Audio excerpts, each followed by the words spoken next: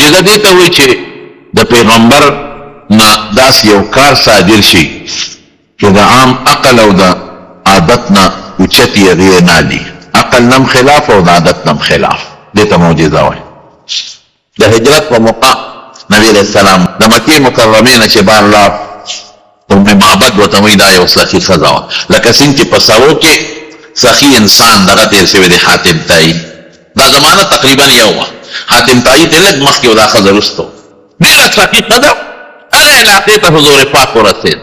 ورته پټه وه چې دا خو د ام معبد علاقه ده او دا سخي ښځه ده، ورکره ورننوت، وایي مونږ اوږي مونږ له خوراک راکړه. هغې ورته وایي دا ځای کښېنئ دمه شئ،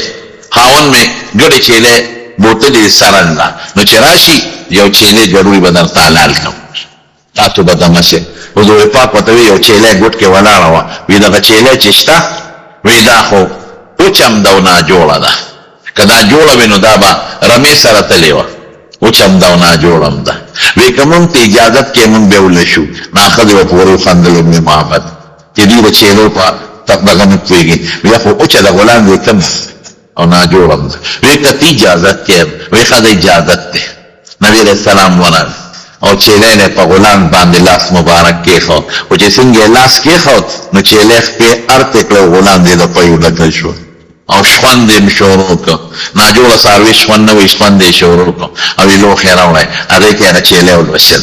حضرت ابوبکر ته یې ورکړې ویې وڅښه، هغه موړ شو. عبدالله ابن ورقط ورسره د لارې ملګري و، لاره یې ورته ښوله، هغه له بل جام ډک هغه وڅکل. عامر ابن فهیره ورسره په حیثیت د خادم ته هغه جام وڅکه، ښځې له یې ورکړل، په خپل یې وڅکل او چې څومره لوښي و هغې ته یې وله د پیو نه ډک کړل، چې رخصت شو. چې ابو معبد راغی د دې ښځې خاوند، ښځې ورته قصه وکړه، یو زلمي وګوره هغه چیلې ته، هغه وچه چیلې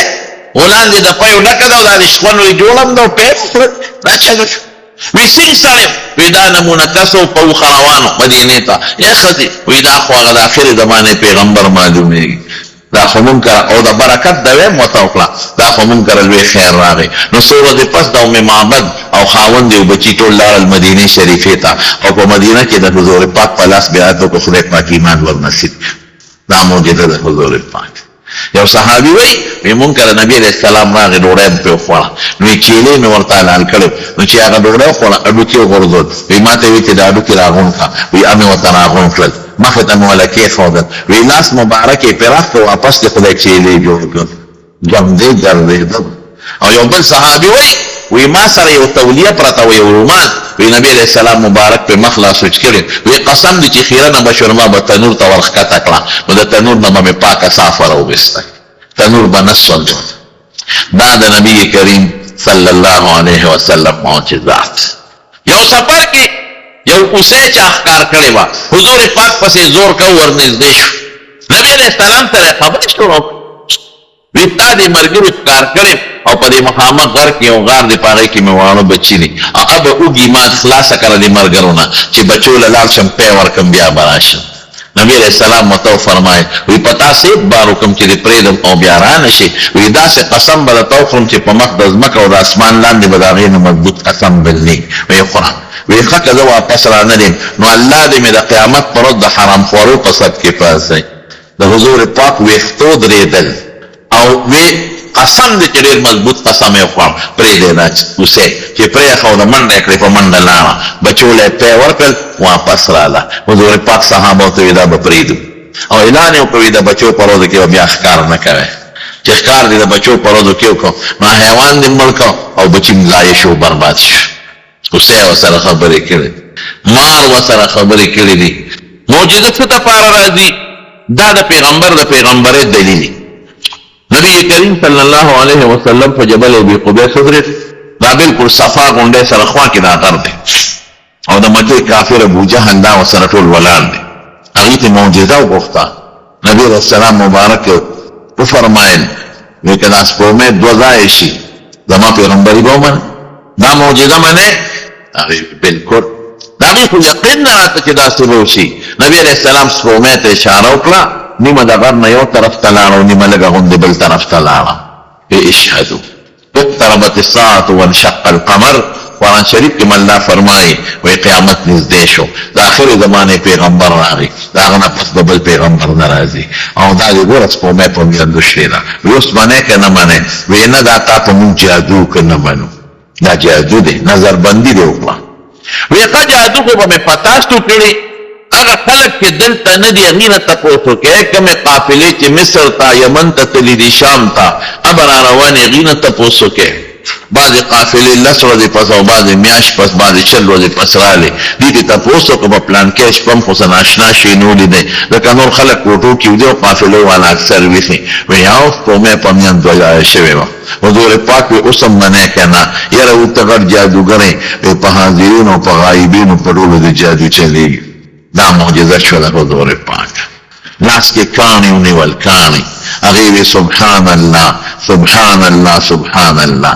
حضرت ابو بکر صدیق له ورکل بهم سبحان الله سبحان الله سبحان الله حضرت عمر فاروق له ورکل بهم سبحان الله سبحان الله سبحان الله او حضرت عثمان رضی الله عنه له ورکل نبی تسبیحات بن شو نو کانی چې سبحان الله او د انسان په شان خبره کوي دا د عقل نه بار دا د عادت نه بار او د پیغمبر نه صادر شو دته معجزه و او داسې یو ځای کې ماتاو نو پنۍ نه و یو اونم د سانګې نه ونیوه چکې یې ورکړو بلم یو اونم را روانه وه ځمکې شلوله را نږدې شو بلم او ټیټې شوې پردې وکړه حضور پاک خپل حاجت پوره کړو یو ته یې اشاره وکړو بل ته یو اونم خپل ځای ته لاړه بلم خپل ځای ته لاړه جاءت لدعوته الاشجار ساجدة تمشي الیه علی ساق بلا قدم څنګه انسان په ځمکه راځي داسې اونې راله واپس لاړې دا د حضور پاک معجزه شوه حضرت جابر رضی اللہ عنہ ہوئے وی غزوہ خندقو لفظر مخلوق رالے پا مدینہ حملہ اکڑا نمکی مشرکان حضور پاک صحابہ سر مشورہ کہ سوکو سلمان فارسی رضی اللہ عنہ مشورہ ورکلا وی سیب یو خندق باوکنو دا جبل سلع پا خواکی یو خواب غری باغی دشمن نشرات نے بل خواب خندقی من بے میاس کیو دشمن نبا بچ شو درینیم مل خندق کنول شروع شو 3.5 میل او صحابو ته لس گز زیواله کړ لسو کسو ته چې لس کسه به لس گز یو کس په سر گز شو دا دونه جوور او دونه پلن شروع کې خندق شروع شو یو صحابي راغی حضور پاک ته وی د الله رسوله هذه کدیا عرضت فی الخندق تر لازمکه په خندق کې راوته کلک نه ماتي په جبلونو یې واو په ګینترو یې واو پوٹے خاک پکی نہ جوڑے گی وی انا نازل انشاءاللہ وی در کزے گا حضور پاک راغی را کس شو اور صحابی وی بطنه معصوب بحجر وی پر خیط دلوگی دا وجہ نکار تللے مندہ چی اوجی شی دا سرمن چی پڑشی یو بل سر لگی نو دا بیا سودی نو کانی پا میانس کی کیدی نا سرمن یو بل سر نلگی او کانی گرمی خیط لتکورم ورکی گنتری وانستا خذل معولا میاول گنتره ته وی دا دوسو کې چې لري او درې غزارې ښه مضبوط اوان په درې غزارو باندې هغه تر لازمکه داسې شوله که د شګو په شان لاندې وبېده او درې رڼاګانې ترې ووتې حضور پاک وفرمایل وی په یو رڼا راته خدای یمن وښاو په بل فارس او په بل شام زما امت به خدای شام او فارس او یمن ته رسئ ورسېد که ونه رسېد جابر وی چې ما د حضور پاک لګولی دا اجازت مې ته غوښتنه دا یو معجزه شو چې درې غزاره او په درې غزارو هغه ځمکه داسې شوله که د شګو په شان کور ته لاړم اجازت مې واخیستې ورسېدم ښځې ته مې وښځې هل عندکې شیء څه د سره شته قسم دی حضور پاک باندې مې ډېره زیاته لګولي ده او ټینګېدی نه شم درله رالم څه شته هغې وی یو لږې وربشې شته 3.5 کیلو تقریبا یو سا او کورنه یو چیله و داغی بچه و خوٹینه چیلو که داغا دو سیدونه دی میں چی شابتا دا وربش ولکا او دا چیلو که لالو نو خد میں وربش ولکلی میں چنک او ری واغا گل او ماغا دا چیله غا بچه چیلو که لالکلا او وقت میں ٹکلی او کٹوه که میں بانده کلا چی دو ازگار شم خدا مزگار شوا وی کراتلم خده وی وی ای جابرہ وری حضور پاک تا یوازی وان چی دان سر یو کس دورا ولا گوڑا دیر خلق رانا ولی اخو سخیلی اسنا دیر خلق رانا ولی رسوا بشو ویرالم نبی علیہ السلام طویل اللہ رسول قم انتا ورجل معك ورجلان تم پاسا یا یو کس یا دو کسا لگا غنده ډوډۍ مې تیاره کړې وی څومره تپوس یې رانه وکړ مې صاحب یو ساعت 3.5 کیلو وربشې مې ښځې ورکړل ویې غږل او د چیلې یو بچی و پوټینۍ غوندې مې لاله کړه وی حضور پاک فرمایل کثیر طیب د دې علما معلوموي چې څوک چاله د ډوډۍ دعوت ورکوي نو ودې ګوري چې څومره ډوډۍ ده هغه مړه خلک دې روبلي زیات دی نه رابلي چې میلمه هم رسوانه شي او دوی په خپله هم رسوانه شي او دا هم ترې معلوموي چې یو انسان اوږي پکار دی چې بل ملګری وله میلمستیا برابر کړي دا هم ترې معلومه شو حضور پاک ته چې الوی ورته وایي وی کثیر طیب دا خو ډېر شی دی او اعلی شی دی علماء وی تا معلومه شو چې د ډوډۍ به د خلکو صفت کې چې څوک در باندې ډوډۍ وخوري نو دا به وایي چې ښې شکر الحمدلله صفت به او کاغه وی چیرې صاحب لږه غوندې ووایي ډېر او الحمدلله پرمارش ښه شي دا صفت به کې وی که د چیلې د دې خپې پوټینۍ غوښه د چیلې به چې د هغې خپې کې به غوښه ځي پوټې د سوی غوښه در باندې وخوري نو به سپک ورته نه ګورئ او صفت به کې زمون خلقو کې دا نشته روح خدای دې د حضور پاک د سنتو تابعدار کی او فورا خندق والا تواضع یا اهل الخندق ان جابرا صنع سورا جابر ډوډۍ کړې فحي اهلا بكم شابه تلوارش جابر وی خدای دا خو را پسې زرګونه خلق را په مخه کړل سخیانو له ډوډۍ کې حضور پاک خو سخي شخصیت جابر ته مخکې روان دی او د دوړه صحابه ورپسې شوه چې کور ته لاړ ښځې په چېته سوري کې کتلې دي ورته یې وی جابره څه چل دې وکړو وی حضور پاک خو د دنیا ټول خندق والا را په مخه کړې وی فعل بک کذا و کذا کذا تا سره د خدای داسې ګټلې داسې شی تا ته ما نه چې ورته ووایه چې یو کس دوه راولي وی ما ورته وویل تپوس یې رانه وکړو او بیا ټول راوستل وی د نبي علیه السلام پیش او کارې پیش حضور پاک ورته فرمایي وی جابره کټوۍ نه لا سر مه لرکوه زه درځم او ښځې ته ووایه چې لوړه نه پخوي زه درځم او یو ځان سره د ملګري مړه وغواړي چې په تنور ورسره ډوډۍ پخه کړي ادعو خابزه پخلي والی د نیم کیلو څه شی دی یو کس یې پخولی شي وی چې څنګه حضور پاک راغی نو یې کټوۍ له ورغی نو یې دم یې پرې واچو د برکت دویم وکړه او خپلې مبارکې لاړې پکې تو کړلې او په وړو کې خپلې مبارکې لاړې تو کړې او د برکت دوی وکړله او شابه استقله شي وی بس خزم هم شو بله خزم ډوډۍ به پورې کولې او رانولولې به او حضور پاک په خپلو مبارکو لاسو یو ګټ لوښی مونږ ته په هغې کې چورې کولې او د کټوۍ نه به یې په سمسۍ نه په کاسه باندې غوښه او ښوروا راغېشته او د پاسه به یې پې اچوله لګیا دي خلک خوري خوري ټول چې څومره ټول وخوړه حضرت جابر نه تپوس وکړه کم کانو وی خلک څومره وی 1,000 کسانو هم 1,000 کسانو او جابر سوی وی زرو اخورا وی قسم پا خدای که 100,000 خلق وی غم پی مړیدل او چې نبی علیہ السلام واپس تا نو دمون کټوی او اقس جوشیدلا او خوټ کېدل نوړی پکې کمه نه وه او تنورم اقس ډوډۍ پخولی یو پوټې پکې کمې نه راغلی او بیا راته وی چې ګورې خلک اوږي دي ګاونډیانو له پکې ورکړي دا د حضور پاک معجزه د حضور پاک د تلو نه مخکې مدینه منوره کې د اسلام فضا قایمه شوې وه د قرآن د برکت عبدالله ابن ام مکتوم رضی الله عنه چې څوک برالل د اسعد ابن زراره په کور کې دی وی د قرآن شریف تلاوت وکړه چې د قرآن تلاوت به یې ورته وکړه خدای به مسلمان د مدینې خلک راجمع شو که وی دا د مکې نه خلک راغلي دي او د خلکو عقیدې خرابوي او لښکرکشي به و د دې خلاف ورته ابن حضیر ما پرېږدی زه ورځم ورانې اسعد ابن زراره ته یې ویل که تاسو څوک روستي دي د خلکو عقیدې بربادوي او شر قوم ستا خلاف بلونې که دې ونه شرل ولې د قوم مقابله نشي کولی او زما دوست دی خو زه به هم د قوم ملګری هغه وی ته راشه د دوی چې څه وایي واوره که غلطي تاله مې اختیار درکړه ته یې وشه وی دا خو سمه خبره ده کور ته یې دننه کړه نابینا صحابي و ګوره نابینا نه خدای خدمت لري که نه کم انسان چې په سترګو ړوند دي او د قرآن ورته یاد نه وګورئ په دې فوټپاتونو کې سوالونه کوي که نه کوي څوک یو خوا دي که ورکې ړوند دا خواشه ړوند د دې خواشه او چې کوم نابینا د قرآن حافظ دی څومره لوی پروټوکول ورته حاصل څوک یې مخکې ځغلی څوک وروستو او چې پاسي لوټه والا څوک مخکې راځغلی او څوک وروستو دا د قرآن د برکت نه عزت ما ته مخکې ورځو کې یو سړي د پنډۍ نه ټلیفون وکړو مولوي صاحب زه په سترګو ړوند یم ما ته خلک وي تا پسې مونځ نه کېږي. ما خو ډېره خواري کړې ده، قرآن مې یاد کړی او بیا مې د قاري د قرات هم زده کړی دی. زه خو ډېر زیات پریشان یم. ما دومره موده کې قرآن په ړندو سترګو یاد کړ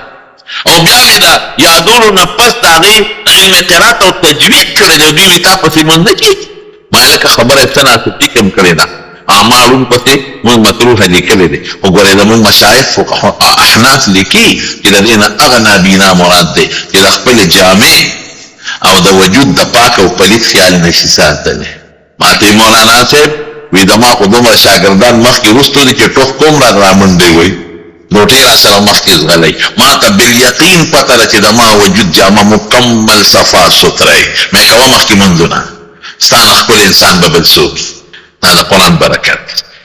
هغه نابینا عبدالله ابن ام مکتوم ته د قرآن تلاوت شروع کړه. اسید ابن حضیر خدای مسلمان داسې بل بل بل بل بل د مدینې خلک چې حضور پاک راته فدا ورته ټول د اسلام نه ډکوه. دا د قرآن برکت. هوښیاره مور او هوښیار پلار دا دی چې خپلو بچو تعلق د الله سره او د قرآن سره پیدا کړي. بس اخري یو ګټه کې خبره درته کوم د لمانځه وخت. خواجه معین الدین رحمت الله علیه د بنگلادیش په سفر دی د اجمیر شریف والا. نو چې واپس راغی نو مور د چاپي کوله زور یې ولګاو. سړی که ډېر لوی شي خو مور ته امت ته بچی دی، مور پلار به قدر کوي. نو چې ولې چاپي کوله نو مور ورته معین الدین ډېر خوشحاله دی. ورته ویې مورې ولې به نه یم خوشحاله؟ وی په دې سفر کې 7 کافران خدای زما په لاس مسلمانان کړل. 7 لاک او یا لاکه بدعملو خلکو زما په لاس بیعت وکړه. خدای توبهګار کړل، نیکان شو. مور ورته بچی دی کې ستا څه کمال دی؟ دا خو زما کمال دی. نو هغه ورته وخندل. وی مورې دا به راته وایې چې ستا کمال دی. خواري مو وکړه، سفر مو وکړه، جوماتونو کې تقریرونه مو وکړل، په دوکانونو زه وګرځېدم، خلکو بیعت ما سره وکړه. ته وایې زما کمال دی، ته وکړ ناست دی. وی بچی زما کمال. وی ښه مورې دا به راته وایې. وی وره 3 خبرې وره. وی دا د لما ښه تربیت. زه به ورپسې بوټه په سر په کوڅو کې ګرځېدم چې بچي مې لوپر نه شي. علماو سره مې کېنول، نیکانو صالحینو سره مې کېنوستی، حافظ او عالم مې دنه جوړ کړ. که ما در باندې پړې سس کړې وې نو ته به نن لوپر وې او ته به نن نشیانو سره او بدعملو سره ګرځېدې. دا زما تربیت و چې مرغلره مې دنه جوړه کړه. او دویم وی چې ته په سفر لاړ شې نو زه مصلې ته وخېږم. نو خدای تعالی په لاسونه اوچت کړم چې یا الله زما بچی معین الدین ستا د دین لپاره ووت. خدایا د په لاس کافران مسلمانان کې او بدعمله صالحان کې زما لپې لپې دواګانې در پسې در روانې. چې خدای بچی مې کامیاب راولې. تر څو چې ته کور ته نه راغلې زه په مصله ناست یم او در پسې دواګانې کوم. رښتیا وایې مور پلار داسې کوي که نه کوي؟ او درېیم دا چې بچی یو خو هغه د انسان د زنانه د بیمارۍ روزي وي، هغه ته یې وباسه د منځ نه. خو چې کله به زه اودس د کولو قابل وم نو تاله ما په ژوند کې چېرته بې اودسه پی نه دي درکړی. ما به درته اودس کو نو پی به مې درته درکړو. دا د هغې پی برکت. نو تاسو ته م ویم چې د مور پلار د بچي ښه تربیت وکړي، بچي نه مرغلره جوړېږي. دا مور پلار بیا دا بچي د مور پلار لپاره دنیا هم د خیر ښېګړې ذریعه ده او د آخرت. او که د بچی د ښه تربیت ونه کا او پړې دې پې سس کا نو دنیا کې هم ستا لپاره د مصیبت ذریعه د لوپر به ترې جوړي او آخرت کې. او قاري محمد طیب صاحب رحمت الله علیه په خطبات حکیم الاسلام کې لیکلی دی چې دا چاته څومره معجزات معلوم شوي دی هغه یې لیکلی دی. وی د حضور پاک دومره معجزات دي چې د شمېر نه زیات. وی هر صحابي د نبي علیه السلام مستقله معجزه وه. وی انسان چې روان شي کاڼی چې نرمی نو د اور بټۍ ته یې واچوه نو دا به نرم شي. د چولې په بټۍ کې کاڼی واچي چونه ته جوړه شي. اوسپنه چې نرمه نو اور کې واچوه نرمه به شي. او انسان چې روان چې د چا پلار یې نشي سمولی. او دې خلکو څه نه کول؟ د جاهلیت په زمانه کې مردارې به دې خلکو خوړی، کاڼو ته به یې سجدې کول. کاڼو ته یو صحابي وایي کاڼي ته به هم سجده کوله او چې بل کاڼی به هم خوښ شو هغه به مغورځوه هغې ته به هم سجده کوله. او چې کاڼی به نو نو شګې به م یو ځای کړې چیلی به م د پاسه ولشل هغې ته به م سجده کول. لونه به یې جمدی ښخولی. او قسم د خپلو سکو خویندو سره او سکو میندو سره یې ودونه کړي. او بخاری شریف کې حدیث دی، عائشه صدیقه فرمایي رضی الله تعالی عنها، د بخاری حدیث دی، وی خلکو به په کور جنډې ودرولې وې. جنډې دا به د دې نښه وه چې دلته د زنا ښځه موجود ده، که څوک ورسره زنا کوي نو رادې شي. خلکو مخکې زناکاری به کېدلی. او د دې نه زیاته درته وویم وایي بعضې خلکو هغوی به خپله ښځه یو مالدار سړي له یو ښه نسب والا له پخپله لېږله چې ورشه لاړه شه او پلانکي خان سره پلانکي نواب سره یو ځای شه او بیا راشه چې مونږ کره د هغې خان د نسب بچی پیدا شي. څومره بې غیرت دی، په خپله ښځه لېږه. نو چې به لاړه خان سره به خپله تقاضا پوره کړه، واپس به راغله نو دا خاوند به ورته نه نږدې کېده چې ورېږه مونږ ته پته ولګي. نو دا بچی به د ښځې نه پیدا شو او بیا دا د پلانکي د خان بچی دی هغه نسب مونږ کره راغی. لکه بېدبي دي مافي اوس دې خلک غوايه چیلی ښه غوی پسې او چیلي پسې پرېږي. حضور پاک چې راغی هغه معاشرې د کومه معاشره جوړه شوه؟ قسم دې که په مخ د ځمکه د صحابو د معاشرې په شان معاشره تر قیامته پورې پیدا کړي. ناول خلق بدل شو. هر صحابي د حضور پاک مستقله معجزه ده. ښکلی قاري چې د قرآن تلاوت کې څومره خوند کوي. دا مشهور قاری صاحب د قاری عبدالباسط ما 2 دایره د تلاوت په خپله بې ذاته اورېدلی. یو ځل د سونهري مسجد ته راغلی و د صدر ته او د سورت قاف تلاوت یې کړی. د قاری فیاض الرحمن صاحب د دې مخکې تلاوت وکړو او بیا ورپسې دنیا خلک ورته ناست وو. زه تر یم د شپې تلاوت کوم. مصري قاریانو هغې هم تلاوتونه وکړل او اخره کې د تلاوت وکړو د سورت قاف نه مخکې سورت اخره وی بیا سورت قاف ومومې. دومره خوند یې وکړو. دا د کیسټو خو خوند نه کوي. او یو د اسلامي یونیورسټۍ کې ما یو کورس کوه هغې له تللی نو هلته کې یو مقابله غوندې جوړه شوه. مصري قاریان راغلي او دې پکې راغلي. فیصل مسجد کې د تلاوت اوهو اخو ناشنا وه. الله دې مونږ تاسو ټول جنت ته بوتلی کړي. جنتیانو له به په جنت کې الله هر قسمه خوشحالۍ ورکړي، هر قسم. نن زمونږ په ترمذي شریف کې باب صفت الجنت کې بعضې واقعات ذکر شو او په نورو کتابونو کې شته. د هر جنتی په کور کې به 4 ولې بیګ او دا ولې به د جنت الفردوس نه را روانې. نبی علیہ السلام فرمایي چې خدای نه غواړئ نو فاسألوه الفردوس، جنت الفردوس ته غواړئ. الله دې زموږ ستاسو د ټولو نصیب کړي. 4 ولې به روانې، یو د پیو سوچپې، یو د شراب او یو به پکې د شراب وي خو سرخوږي او نشه به پکې نه، ټیسټ او خوند به پکې او یو د خالص اوبو دا به روانې. او چې کوم په دې ولو کې دننه قطرانې دي کاڼي دا به یاقوت او زمرد او مرجان به چمک به وایي پړک بار به ترې رڼاګانې راخېږي. او چې کوم په جنت یو صحابي وي دوړه پکې شته وي دوړه پکې شته خوا به زعفرانې. او چې کوم محل جوړ شوی دی نو هغې یو خښ ته د سرو زرو بله د سپینو زرو او خښ ته چې دواړه یو بل سره په کومو سیمټو لګېدلي دي دا چونی چې بیا تاسو کوئ نو دا به مشکي او داسې مشک وي چې خوشبويي به خورئ. حورې به خدای هر جنتي له ورکړي. د یو جنتي 2 اویا حورې به یې 2 د 100 ځوانانو طاقت به یې د یو جنت. او نبي علیه السلام فرمایي وی 2 اویا حورې او هغه حورې به دومره ښایسته چې د هغې د نلي مغز به بار ښکاري او د اویا جوړونه به د نلي هغه خوشبويي هغه دغه حسن بار په نظر راځي. ما طالبانو ته وی چې اویا جوړې به دا ښځه څنګه اچوي. او بیا مې ګوره مونږ خلک سړي او بنې نه اچوي. بنې د پاسه یې کمیس اچولي، کمیس د پاسه یې سویټر اچولي، درې شو سویټر د پاسه یې واسکټ اچولي او چا 2-3 واسکټې مچولي او د پاسه یې چوغه مچولي او چا پې د پاسه رومال مچولي، صادر یې مچولي. دا شپږ خو دلته خلک اچوي. کردی ته هم نه کتل په صف پوړي کې مونږ دلته په کمیس کې ټیټوټینګې د هغه په صف پوړي کې شین چې اچولي او ښځو ته نه ګورې څونه کمیسونه او جوړې په ځان رابار دي. هغه جوړې به وزندارې نه وي او به د نرو ریسمونه باریک او د غټو استبرق او د دیباج اعلی قسمه جوړې به اچوي. یو خادم د جنت چې کومه خوشبويي استعمالي خادم طالبانو ته مې ګوره د خادم خوشبويي خامخا د مالک ته لږه کمزورې وي نو خادم چې کومه خوشبويي استعمالي د دې موږ برابر خوشبويي که دنیا ته راله نو دنیا کې به د خوشبويي د لاسه څوک ژوند تېر نه کړي. او کم سرپیچک لوپټه چې ښځه په سر یې د هغې قیمت د دنیا و مافیها نه زیات دی. او که یو ښځې خپل مخ دنیا ته راښکاره کړو نو د نور رڼا به ختمه کړي لکه چې نور راوخېږي او د ستورو رڼا نه ښکارېږي او ختمېږي. د جنت زندګي د خوشحالۍ زندګي ده. الله دې زموږ ستاسو نصیب وګرځوي. خلک به خوشحاله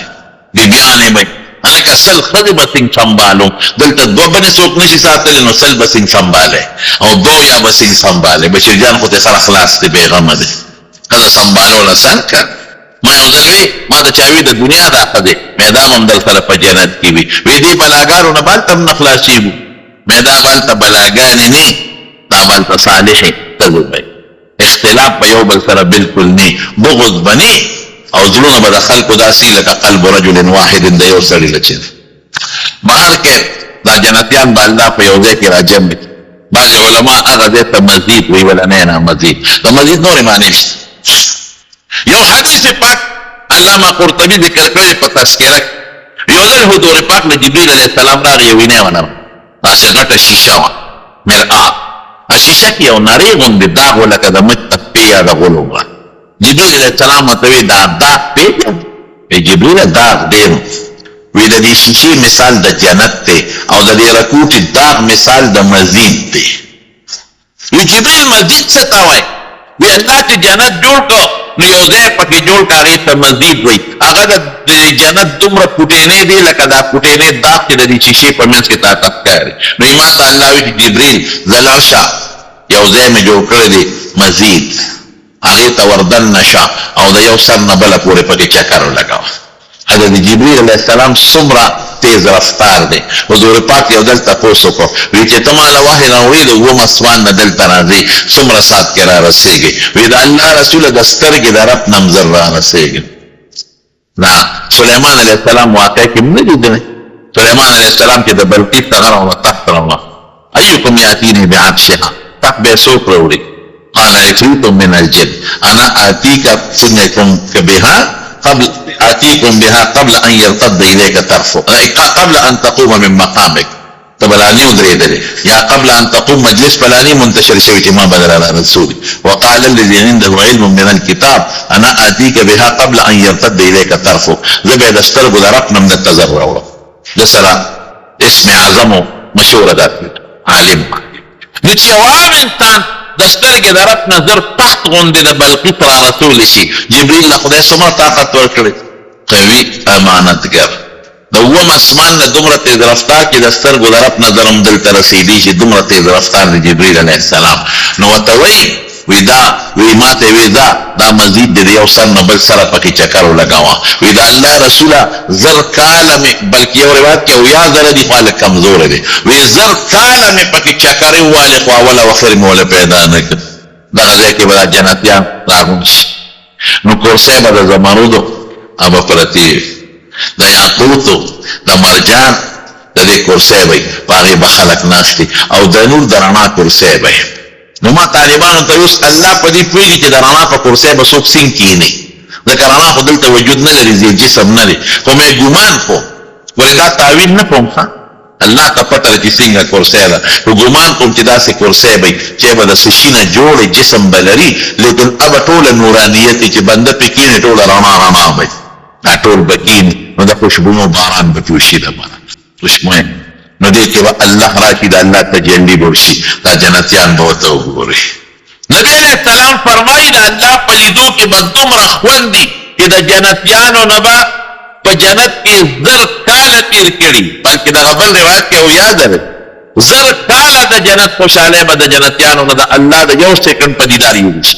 الله دې زموږ نصیب کړي جنت کې شپه نشته یو شان ورځ ده لیکن د دنیا د هفتې په برابر به جنتیان دي په دغه میدان کې به د الله ملاقات کوي نو الله به ورته یو ځل وایي بندګانو څه خوشحالي پاتې ده چې ما نه ده درکړې زه تمنا سوچ کوئ تمنا ارزو کې الله څه وغواړو چې څه مړه کې تېرېږي میلاوېږي خوراک اوبه مشروبات چې څه غواړو میلاوېږي یاره یو خوشحالي مې نه ده درکړې الله ستا دیدار هغه میلاوېږي دا یو مې نه ده درکړې زه یې سوچ وکړې د چا په زړه کې به نه تېرېږي نو اوس قرآن شریف خو زمونږ امت ته نازل دی د حضرت موسی علیه السلام ته توراتو د عیسی علیه السلام امت ته انجیلو داود علیه السلام امت ته زبورو بعضې امتونو ته آدم علیه السلام ابراهیم علیه السلام وغیره ادریس علیه السلام هغې ته نور صحیفې الله به وایي تاسو غوږ کېږدئ چپ شئ خلک به جنتیان غلي شي پیغمبران به مخکې حضور پاک به د ټولو نه مخکې او صالحین شهدا صدیقین دا به شاته ورپسې ناست دي یو میدان نو الله به په خپل شان لایقه د قرآن شریف تلاوت شروع کړي دومره به پکې خوند دي چې د جنتیانو نه به د دې نه مخکې د جنت ټولو خوشحالۍ هېرې شي نو کدا خوان کتاب نوے نو من حیث النعمت با فحیثیت دا نعمت با اللہ پاک جنتیانو تا دا قرآن شریف تلاوت ولیکو دا یمن عیسائیان راغلیو مدینہ شریفی تا نو نبی علیہ السلام و تا دا قرآن شریف تلاوت وَإِذَا سَمِعُوا مَا أُنزِلَ إِلَيْكَ تَرَى أَعْيُنَهُمْ تَفِيضُ مِنَ الدَّمْعِ بس فوراً اوخ کے روانش دا قرآن اعجاز دعوکے رب العالمین ربنا ظلمنا انفسنا وإن لم تغفر لنا وترحمنا لنكونن من الخاسرين برحمتك يا أرحم الراحمين. محترم اوریدونکو کو د شیخ الحدیث مولانا محمد ادریس صاحب په دې 646 نمبر 61 کې تاسو د حضور علیه الصلاۃ والسلام معجزې او د جنتونو بیان وره دا تاسو ته په خبر خار کې بیرون کې شری گیټ اشرف روډ سره فقیر خان ناصر خان 61 هاوس کې د ناصر خان او حیدر خان سره ملاویږي. د دین علاوه د شیخ الحدیث مولانا محمد ادریس صاحب د هرې جمعې تقریر وا هم تاسو ته د دې دکان نه ترلاسه کیدی شي. ټلیفون نمبر دی 255 29 12.